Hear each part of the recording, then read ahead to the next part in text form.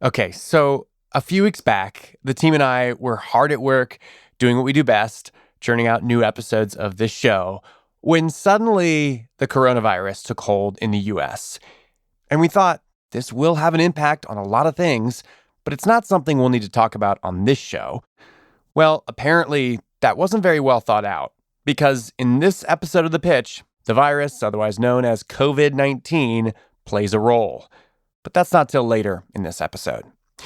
Here's the thing, though. I did an interview with one of our investors, Jillian Manis, and she explained how big of an impact this is already having on early-stage startups. And she outlined exactly what founders should be doing right now and what startups can expect in the next year or so. The team and I really enjoyed that interview, but we couldn't fit very much of it into this week's pitch. So we turned it into its very own special episode. To hear it, become a Pitch Plus subscriber. You can sign up for entirely ad-free listening and get bonus episodes like the one we dropped today, titled Jillian Manis on the Coronavirus and Startups. All right, back to today's episode. The pitch for Who's Your Landlord is coming up in just a moment. There's this classic startup strategy. Get a boatload of users and then figure out who's going to pay you to hawk their stuff to your users. This strategy worked out pretty well for Facebook and Google. Well, today's founder is well on his way to getting his very own boatload of users. He's building a review site, kind of like Yelp or TripAdvisor, except it's a place where people can rate their landlords. But if so many companies have been so successful selling out their users, the investors are wondering, why is this founder leaving money on the table? This is The Pitch. I'm Josh Muccio. Let's meet the investors. I'm Phil Nadell. Phil's companies have sold for hundreds of millions of dollars. Now he manages Forefront Venture Partners, one of the largest syndicates on AngelList. I'm Michael Hyatt. Michael built and sold 2 software companies for over $500 million. And now he invests for himself. I'm Sarah Downey. Sarah's a partner at Accomplice, where they've invested $600 million in over 200 startups so far. One example, a company called DraftKings. I'm Charles Hudson. Charles started Precursor Ventures, where he's invested $20 million in over 100 startups to date. I'm Jillian Manis. Jillian is an angel investor and partner at Structure Capital, where they've invested $98 million in high-profile startups like Uber.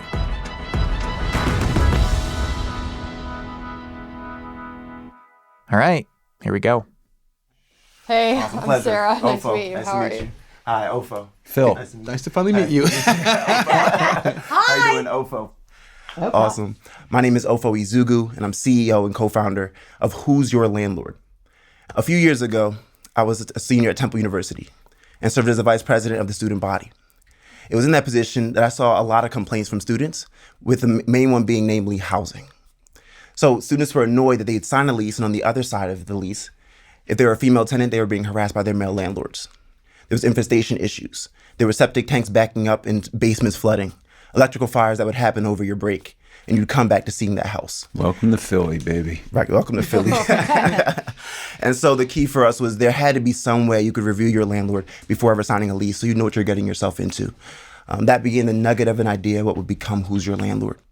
If you're a renter using our platform, you can go on it and post reviews, see reviews on Who's Your Landlord. Okay. We have reviews in 7 key categories for landlords, property managers, and developers, ranging from responsiveness to condition of property and safety. If you've ever had a crappy landlord, it should come as no surprise that it was pretty easy for Ofo to get people over to his new website to review their property managers. But what Ofo realized was that there wasn't all that much money in renters leaving and reading reviews. The people with the deep pockets are the landlords. So he started to build something for them. On the other side of our platform, we created a dashboard for landlords, property managers, and developers to also seek value as well in our platform. And the key thing for them is they want to understand what people are saying about them across the industry. By aggregating reviews from all over the web, Ofo thinks that he can save the landlords a bunch of time. They can respond to those reviews that come in on Who's Your Landlord, Google, Yelp, or wherever. Plain and simple, he's selling subscription software for landlords to engage with their tenants. In investor terms, they call it SaaS. In the last 4 years, we've grown tremendously. And at this point, We now have reviews in over 275 U.S. cities. We have over 15,000 reviews between New York, Philly, and D.C. alone. We've been named one of 5 apps to use when looking for housing in New York City by the New York Post. And we've been called the MVP of landlord review sites according to apartmenttherapy.com. And we're raising currently $1 million. With that, I'll take questions. What's the valuation of this room? $6 million cap. So you go to a landlord to pitch this, right? And you're saying, okay, this is going to enable you to be more responsive to problems or concerns that are being raised by potential renters, right? Is that the pitch? So you're more aware as to what's being said about your building online, how you can address it. What we've seen oftentimes too is a landlord will be based in Florida, for example, and have a management company in New York City, and really not be keen as to what's going on within their building. So when they are then made privy to that information, whether good or bad, they then also know how to best operate in terms of using that company going forward or not. And then how are you acquiring the landlords? That's been all through warm introductions. So right now in our pipeline for 2020, we have about 350,000 units. The way we've gotten to that number is by getting personal introductions to the CEOs, the CMOs of these bigger development companies. How are you getting those? Yeah, because a lot of our 3 of our investors are CEOs of commercial real estate and residential real estate companies. And we've now partnered with some of the biggest clients in the real estate space, namely Berkadia, which is a Warren Buffett company, a Berkshire Hathaway and Lincoln Financial Group partnership. Ofo's doing some serious name dropping here, but for good reason. The name Berkadia is going to be important as this pitch goes on. They're a real estate behemoth. They do a lot of different things, but most importantly, they lend money to people who want to buy rental properties. So Berkadia knows a lot of landlords. But before we get ahead of ourselves, How do you make money? Yeah, absolutely. So it's a subscription SaaS software. We charge $1 per unit per month for real estate developers, landlords, and property managers to use our software. We're in version 2 of our beta. We're now in a paid pilot mode. That's why we partner with Berkadia, because they're actually rolling out our software to several of their clients. Okay, so I guess sell us on why this is going to be a big cash flowing business. Like where's the meat? Where's the money here? Certainly. So we charge $1 per unit per month for real estate developers, landlords, and property managers to use our software. Currently in the U.S., there's just under 50 million residential units out there. That's a small market. 50 million a month in a total market, I don't know, whatever, 600 million a year. It's too small to matter.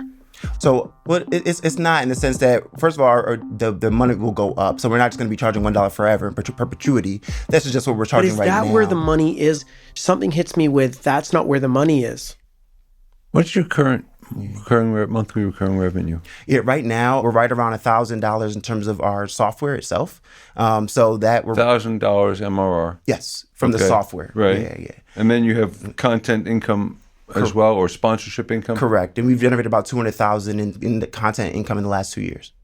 when Ofo says $200K in content incoming, he means $200K in revenue from sponsored content. These could be moving companies, cable companies, or anyone in the renter's ecosystem who may want to advertise.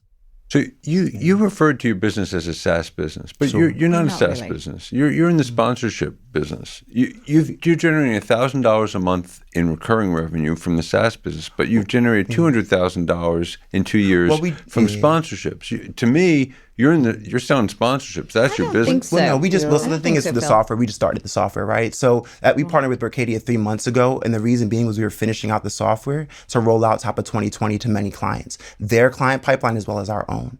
So talk to me, normally I shy away from saying this, but I see the value of your company being a data aggregation play of tremendous amounts of information about people renting.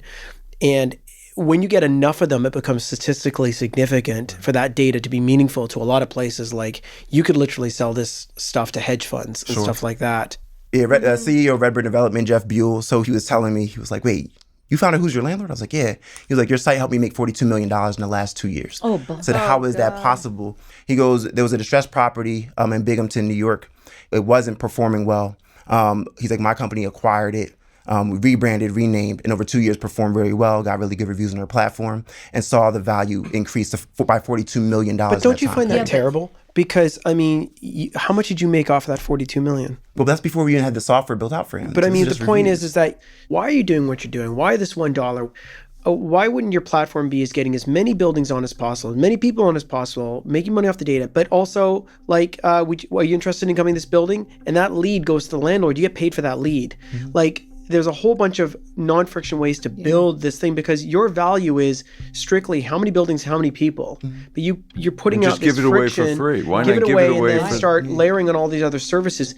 Well, I don't think we're not doing that. I think it's a matter of timing, right? We built out the community, built out the data on our end first, and learned a lot about the industry and also made a name for ourselves. Yeah, they have to prove out. Exactly. And then the second part of that is now bringing on these buildings and these living wouldn't it be communities. easier to bring on the buildings if you were doing it for free?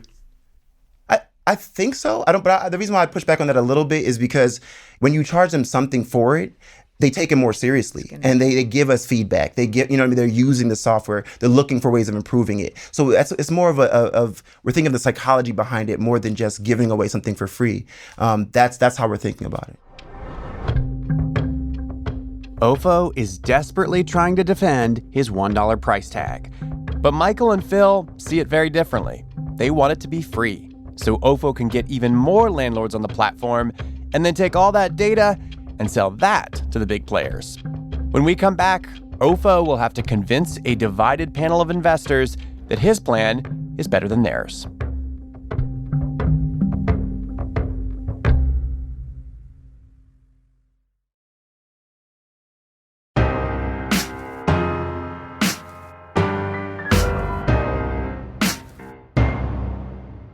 Welcome back.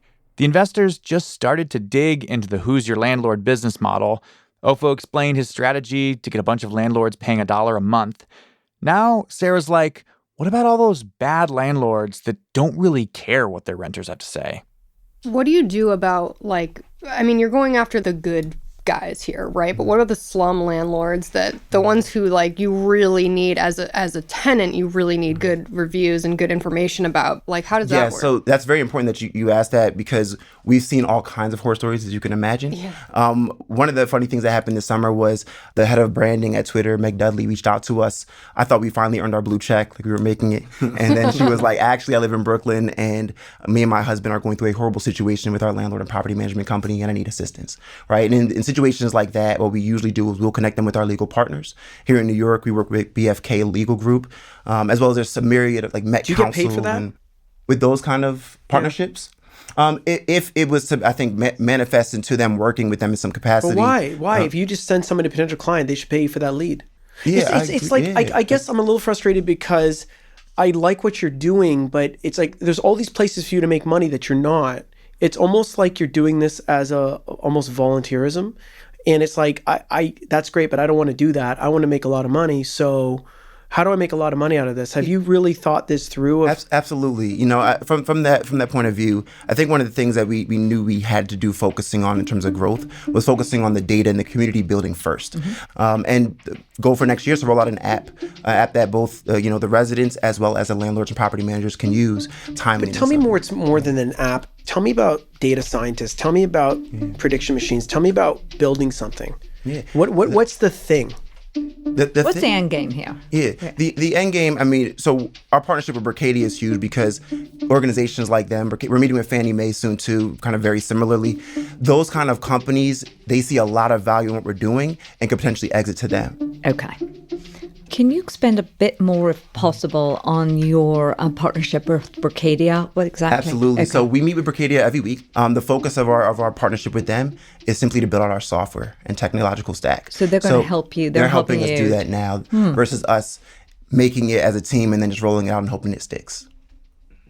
I actually like that a lot. I often think that if you can have one sort of halo anchor partner, right, to help you build the product, that we look for in most of our companies. Oh, that's Ofo's plan. Get in deep with this industry kingmaker. If he solves their problems, suddenly he's got a lot of landlords using his software.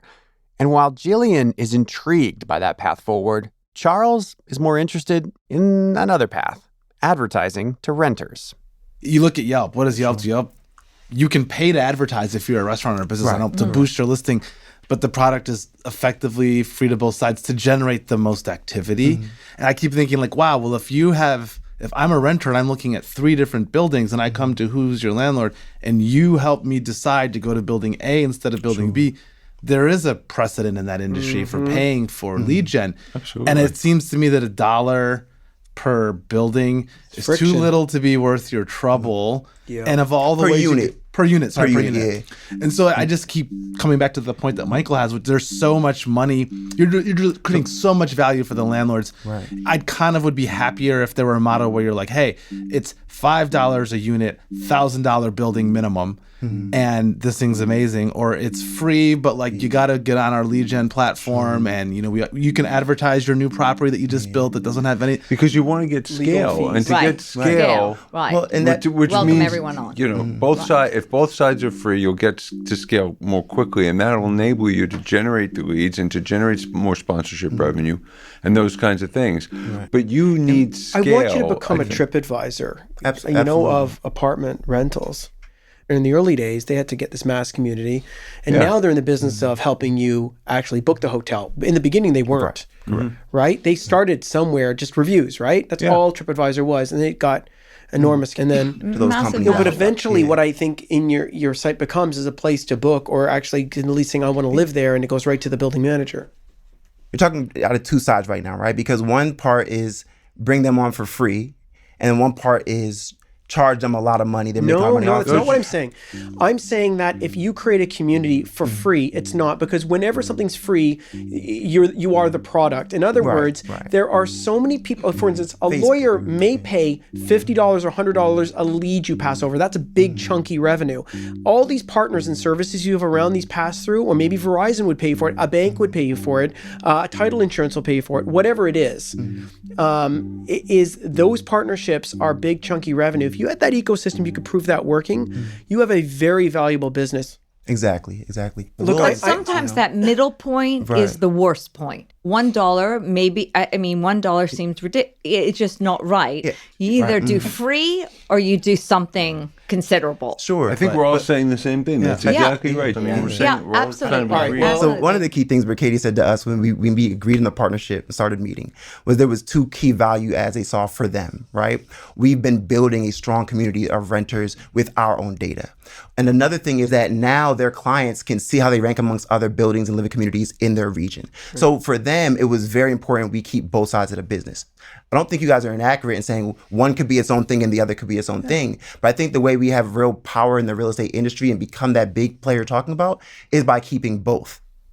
If every tenant is on it, they'll pay attention. And I keep coming back to something that I guess it's a core belief for me, which is there's a very strong relationship between the product you build and your business model. And if you want to charge, if your business model is for me, this is why this is so important, this whole conversation. If you really want to build a SaaS business and you really want to extract money from landlords, that is a totally reasonable way to go. You are going to end up building many more features that increase the value of the product to the landlord so that you can take out more money. If instead you say, hey, we're going to be a marketplace, you're going to pick up the phone and go call Burrow, and you're going to call moving companies. You're going to say, who are all of the ancillary providers around a move? And then you need scale. And we need scale. And we're going to build relationships. And we're then going you want to do it free. And we're going to build product features that enhance viral distribution, that bring more traffic to the site. And those are 2 really different businesses. And it's not for me to say which one you should build. And so I'm going to pass because I think my instincts are around building a business that sounds like it's different than what your instincts are going to lead you to do, which doesn't mean that I'm right and you're wrong. It's just hard for me to work with entrepreneurs when I feel like we're not totally aligned. And I have to say, I think you have so many insights about what works for both sides of this marketplace that no one else has. I think you're not getting properly compensated for what you've learned. That's what I'm trying to say. And I think you are sitting on a gold mine of information about what works. And to me, it would be a tragedy for you to not extract an appropriate amount of value for what you've created. Charles just said the words gold and mine, but then he passed. Let's see if any of the other investors are willing to roll up their sleeves and start digging. I'm going to pass, but here's the thing. I would really like to invest in your company. I just need you to come back and tell me how you're going to have big, fat, chunky revenue come in, and I'm not sure you know exactly how to do that yet. I think when you figure this out, it's going to be extremely powerful. You're onto a very interesting thing here, but you're going to have to make the jump to how do I extract what Charles said, which is how do I extract the value out of people? And I'm kind of pained in this pitch because I'm like, but where's I know Jillian wants me to say it, where's the beef? Is that it's sitting there. I want to track you. I think you're a wonderful young man. I love what you're doing, but I want you to show me where the real revenue is. Yeah, thank you. The thing I'm struggling with here is like, I get what people are saying. Like you're straddling this line of like, should it be free and pro tenant? Should it be paid? And I mean, it could be. There's a lot. I think you just need to figure that piece out. I'm with Michael in the sense that like once you answer that question, which is I think the fundamental question for this whole business, I think it's really interesting, and you have like a spark to you that is really awesome. So I would love to keep in touch, and so it's a pass for me for now, but I really like what you're doing, and you. Thank you. So you sort of got me over my initial concern about when I asked you about the sales process, because I just don't see that as scalable. And also the fact that if you're a SaaS business, which you say you are, you're at $1,000 MRR, which is a great start, but too early for us. So sort of for all those reasons, it's too early, and I'm going to pass. Yeah, thank you. So I think that you're going to address a lot of these questions. I think Berkadia, with their help and their contacts, I think you're good. I think you know what you're doing. Yeah. And so I do feel, even though you keep saying this sounds like a volunteer, you keep saying, I think that this has both the values that I look for, along with elevating communities, creating more transparency. So I'm going to put 25,000 in. Okay. Awesome. Okay, of my own. And then I'd like to just spend a little time figuring out and maybe helping you to make some of those decisions. That'd be awesome. I appreciate that. All right. Thank you. Great. Thank you. Thank you, guys. Pleasure. All right, it's mutual.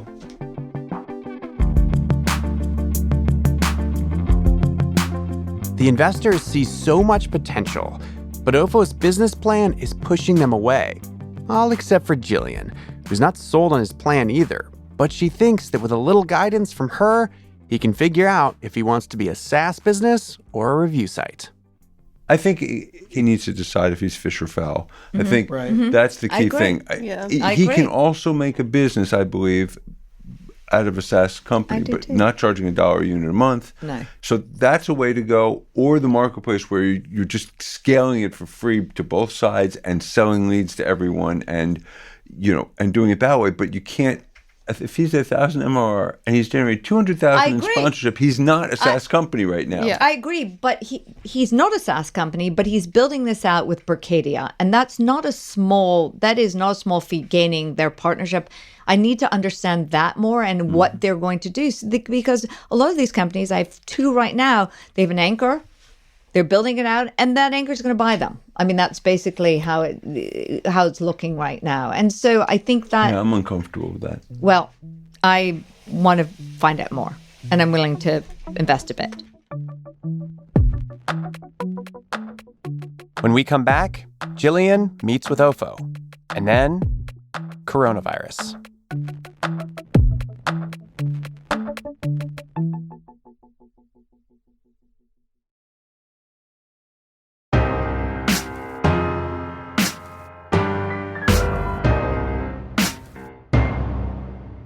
Welcome back. Ofo walked away from the pitch with a $25,000 commitment from Jillian. He also walked away with a clear message from all the investors. Dude, you got to pick a side. Are you the Yelp for renters, or are you building software for landlords? Because you can't do both.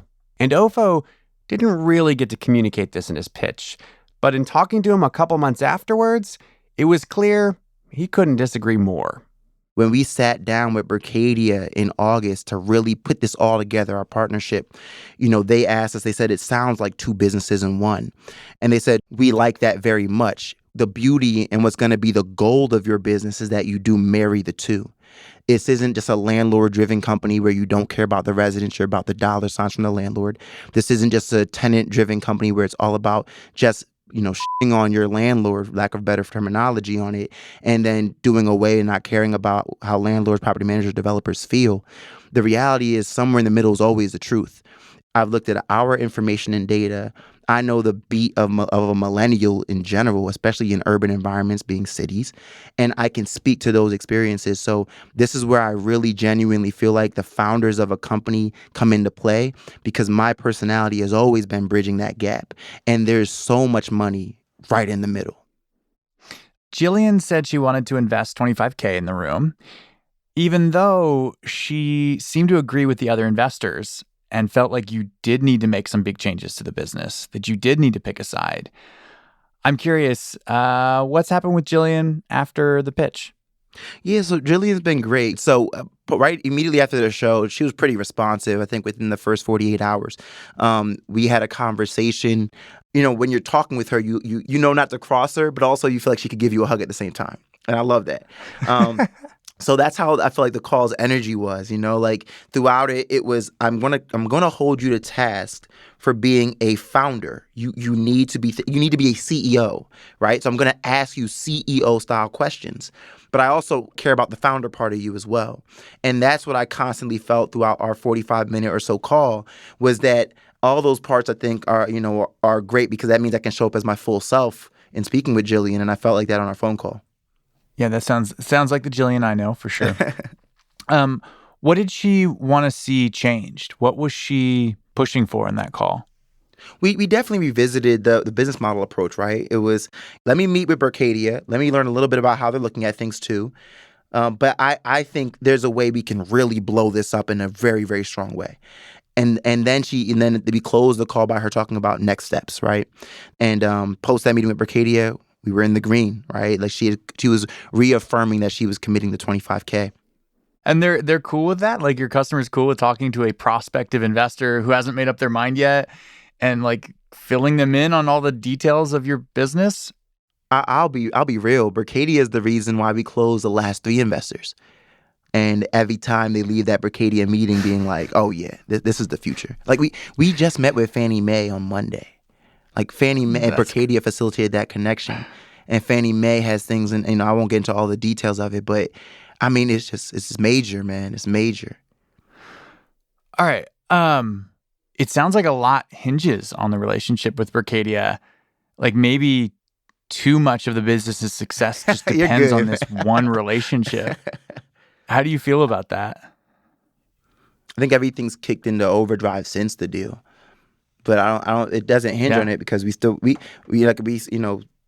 in the first $500K, it didn't necessarily rely on that Berkadia deal, right? So I look at it as more fuel to the fire, really sparking that ignition. And I think that's great. It's no steps backward, just forward progress. So I'm excited for the next Berkadia and the next one, and so are they. That means that they've bet on the right jockey and horse. Nice. Awesome, man. Well, I hope you're right. Me too. Me too.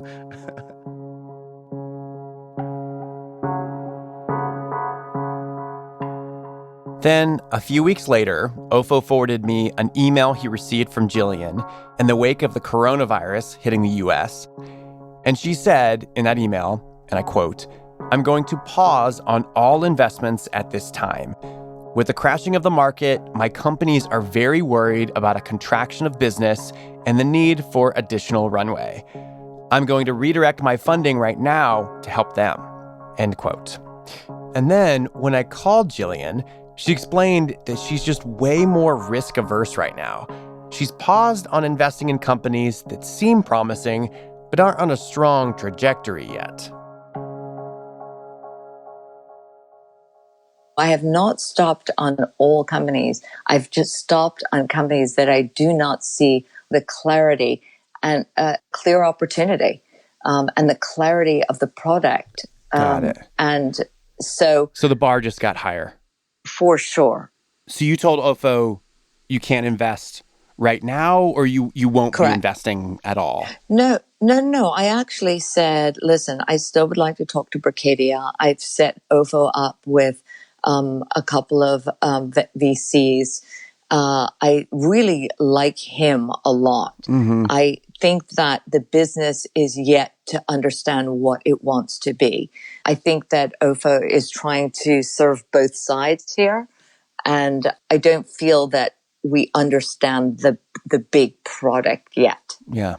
Because I'm starting with all these businesses, you really invest into the finish line, right? And so what I'm trying to see when I invest in a business is what it has a capacity to be in 3 years, what it looks like, and then I work backwards from that. And it's not necessarily the exit, but I'm trying to reverse engineer a company. And with Ofo, I couldn't see how I could reverse engineer it because I didn't really know what the finish line is looking like. So those were all a lot of the concerns that were brought up in the pitch room. And that was the bulk of the discussion between you and the other investors was around where's the real business here? Where's the real venture scale business here, Ofo? But ultimately you invested kind of despite those things because I got the sense that you really wanted to help him. I do. So what changed? I think the coronavirus.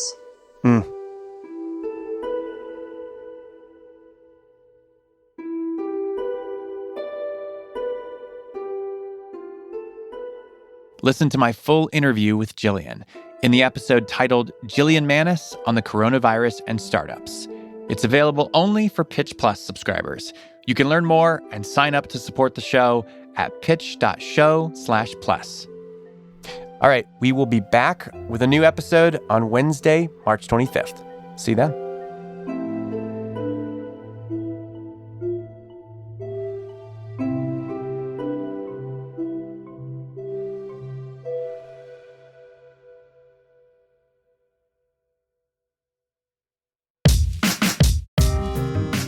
The Pitch is hosted by me, Josh Muccio.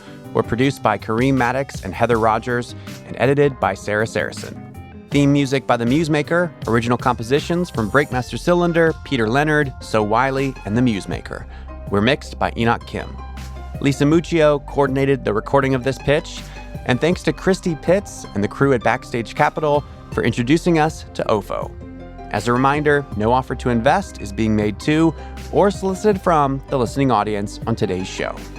Thank you so much for listening. We'll be back with a brand new episode in 2 weeks on Wednesday. And please follow The Pitch on Spotify so you don't miss a thing.